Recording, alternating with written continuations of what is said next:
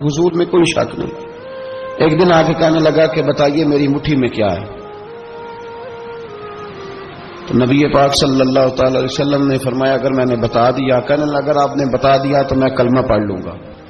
حضور نے فرمایا میں نے بتا دینا ہے پر تو نے کوئی نہیں پڑھنا, میں بتا دینا ہے. کہ بتائیے. تو حضور نے فرمایا چل سودا کر لیتے ہیں, اگر جو تیری مٹھی میں ہے وہی بتا دے پھر تیرا کیا خیال ہے. تو نبی پاک صلی اللہ تعالی علیہ وسلم نے کہا کیا بھائی ابو جہل کی مٹھی میں. تو اس کی مٹھی میں کنکر تھے, کنکروں نے کلمہ پڑھنا شروع کر دیا. جب کنکروں نے کلمہ پڑھا, پتھر تھے وہ, انہوں نے کلمہ پڑھا. ابو جہل نے وہ کنکر زمین پہ پھینکے کہنے لگا اوہو تیرا جادو تو پتھروں پہاڑوں پہ بھی چلتا ہے. اب جملہ کہنے لگا ہوں سمجھ لینا.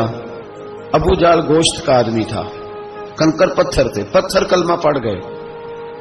گوشت پوشت کا آدمی تھا پر کلمہ کیونکہ یہاں کیا تھا شک, اس نے آگے نہیں بڑھنے دیا. گوشت پوشت کا شخص ہو کے پتھروں سے آگے نکل گیا. نبی پاک صلی اللہ علیہ وسلم کی خدمت میں آیا. بلکہ وہ جو یہودی والی روایت ہے اس کے پس منظر میں بھی بعض محدثین نے لکھا ہے, اس کو بھی اسی نے بھیجا. کہنے لگا جاؤ نبی پاک سے جا کے کہو اگر وہ درخت آپ کا کلمہ پڑھے تو میں بھی پڑھ لوں گا. درخت, اب درخت ہوتے تو جاندار ہیں پر کلمے تو کوئی نہیں نہ پڑھتے. درخت سے بھی تو انسانوں سے کلمہ پڑھنے کی بات, اگر درخت پڑھے تو میں پڑھ لوں گا. نبی پاک صلی اللہ علیہ وسلم دور بیٹھے تھے, درخت دور تھا. اور امام سیوطی علیہ رحمہ نے لکھا ہے درخت بھی کیکر کا تھا. نبی پاک صلی اللہ علیہ وسلم نے فرمایا اس یہودی سے کہ تو جا کے درخت کو کہہ کہ تجھے نبی پاک بلاتے ہیں. فرمایا میں گیا تو پھر تم نے کہنا جادو کر کے بلایا ہے.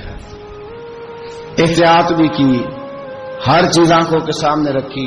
تو جا کے کہہ کہ تجھے بلاتے ہیں. وہ بندہ گیا, جا کے کہنے لگا, اور امام سیوطی نے اس کو لکھا ہے, کہنے لگے اس نے نبی پاک کا نام بھی نہیں لیا کیونکہ ابو جہل اینڈ کمپنی کو پتا تھا کہ مصطفیٰ کے نام میں بھی بڑی برکت. خالی نام بھی نہیں لیا. کہنے لگا درخت وہ جو سامنے بیٹھے ہیں نا وہ تجھے بلا رہے. نام نہیں لیا حضور کا. وہ جو سامنے بیٹھے ہیں نا جاءت لدعوتہ الاشجار ساجدۃ. امام بوصیری کہتے ہیں درخت آیا اور سجدہ کرتا ہوا, زمین چیرتا ہوا آیا. کس طرح آیا؟ پہلے آگے جھکا, پھر پیچھے جھکا, دائیں جھکا, بائیں جھکا. یہاں بھی لکھنے والوں نے لکھا ہے کہ وہ نہ درخت اپنی جڑیں اکھیڑ رہا تھا. جب چلنا تھا نا اس نے حضور کی طرف آنا تھا تو آگے دائیں بائیں ہوا, جڑیں اکھیڑ رہا تھا. لیکن ہمارے استاد جب ہمیں یہ روایت پڑھایا کرتے تھے تو کہتے تھے جڑیں نہیں اکھیڑ رہا تھا. جب اس نے سنا مجھے نبی پاک نے بلایا تو اسے وجد ہو گیا تھا, وہ جھومنے لگ گیا تھا, جھوم رہا تھا. حضور نے مجھے بلا لیا. جاءت لدعوتہ الاشجار ساجدۃ. تو درخت آیا, اس نے آ کے نبی پاک کو سجدہ کیا. لکڑی کا بنا ہوا درخت ہے. سجدہ کیا. سجدہ کرنے کے بعد درخت اٹھا اور اٹھ کے اس نے نبی پاک کا کلمہ پڑھا. وہ جس کو ابو جہل نے بھیجا تھا نا یہودی, وہ درخت کی حالت دیکھ کے کلمہ پڑھ گیا. وہ کلمہ پڑھ گیا لیکن یہی بے ایمان کہنے لگا ہوئے ہوئے ان کا تو درختوں پہ بھی جادو چلتا ہے. لا ریب فی, شک قرآن پاک میں, لیکن اگر بندے کے دماغ میں ہو اس کا علاج ہے کوئی, ادھر ہی شک بیٹھ جائے. سادی مثال دیتا ہوں کہ سامنے دیوار صاف ہو لیکن گرد اگر آئینے پہ پڑی ہو, دیوار صاف کرنی چاہیے کہ اینک کا شیشہ صاف کرنا چاہیے.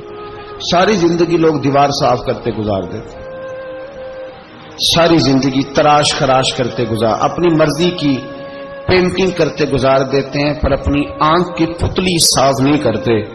آنکھ کی پتلی صاف نہیں کرتے. کسی نے حضرت رومی سے کہا تھا حضور دنیا میں کوئی اچھا ملتا نہیں. فرمانے لگے تھوڑا رونا شروع کر تاکہ تیری پتلیاں وضو کر لیں. وضو کر لیں, وہ انہیں پتہ چل جائے کہ کتنے صاف ستھرے لوگ دنیا میں پائے جاتے. تو بھائی شک. ابو جہل پھر آ گیا, کہنے لگا اگر آپ چاند کے 2 ٹکڑے کر دیں تو میں کلمہ پڑھنے کو تیار. اچھا یہاں بھی بڑی مزے کی بات ہے. اللہ نے پہلے کہہ دیا نبی پاک کو کہ ان الذین کفروا سواء علیہم انذرتہم ام لم تنذرہم لا یؤمنون. محبوب یہ جن کی قسمت میں کفر ہے نا آپ انہیں ڈرائیں چاہے نہ ڈرائیں, یہ ایمان نہیں لائیں گے. کنکروں نے بھی کلمہ پڑھ لیا, درختوں نے بھی پڑھ لیا, سارا کچھ ہو گیا, اور اللہ نے بھی کہہ دیا کہ محبوب اس بے ایمان نے کلمہ نہیں پڑھنا. پر حضور نے فرمایا یہ پڑھے نہ پڑھے ہم نے میدان نہیں چھوڑنا. جتنی دفعہ آئے گا نا ہم اسے ضرور معجزہ دکھائیں جتنی دفعہ ہے. ہم کیوں میدان چھوڑ. آگے کہنے لگا جی اگر چاند کے 2 ٹکڑے کر دیں تو اقتربت الساعۃ وانشق القمر. تو نبی پاک صلی اللہ علیہ وسلم نے انگلی کا اشارہ کیا. چاند 2 حصوں میں بٹا. کوہ صفا ایک پہاڑی تھی مکے میں، آدھا ٹکڑا پہاڑی کی اس جانب ہوا، آدھا اس جانب. یعنی وضاحت کی اللہ کریم نے کہ ایسے نہ ہو کہ یہ کہہ دی وہ تو ایسے بالکل شک ہوا تو مل گیا، پتہ نہیں میری آنکھوں پہ جادو ہو گیا، ملا کہ نہیں ملا. جب ٹوٹا تو حدیث پاک میں آتا ہے کہ آدھا چاند کوہ صفا کی ادھر گیا اور آدھا تو پہاڑی تھی، چاند نیچے آیا، پہاڑی کے گرد گھوما، آگے جا کے ملا. یعنی وقفہ دیا گیا باقاعدہ دیکھنے کا، سمجھنے. پوری دنیا میں جتنے لوگ اس وقت چاند دیکھ رہے تھے، ہندوستان تک روایتوں میں ملتا ہے کہ لوگوں نے گواہی دی کہ ہم نے چاند ٹوٹتے دیکھا ہے. زمانہ مان گیا، لوگوں کی چیخیں نکل گئیں، لوگ قدموں میں گر گئے.